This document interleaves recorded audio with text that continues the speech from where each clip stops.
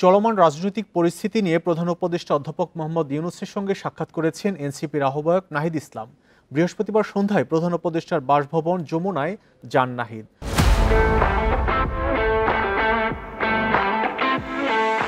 অধ্যাপক মোহাম্মদ ইউনূস পদত্যাগ করতে চাইছেন, সামাজিক যোগাযোগ মাধ্যমে চলা এমন আলোচনার মধ্যে তার সঙ্গে সাক্ষাৎ করলেন নাহিদ।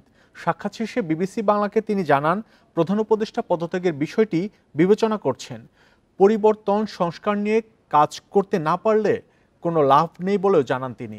এনসিপির শীর্ষ পর্যায়ের একাধিক সূত্র জানায়, বৃহস্পতিবার সন্ধ্যা 7টার দিকে যমুনায় প্রবেশ করেন নাহিদ ইসলাম।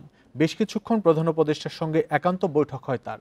এছাড়া উপদেষ্টা মাহফুজ আলম ও আসিফ মাহমুদ সজীব ভুঁইয়াও প্রধান উপদেষ্টার সঙ্গে দেখা করেছেন। এদিকে সংকট থেকে উত্তরণে প্রধান উপদেষ্টাকে সর্বদলীয় বৈঠক ডাকার আহ্বান জানিয়েছেন জামাত ইসলামীর আমির ডাক্তার শফিকুর রহমান।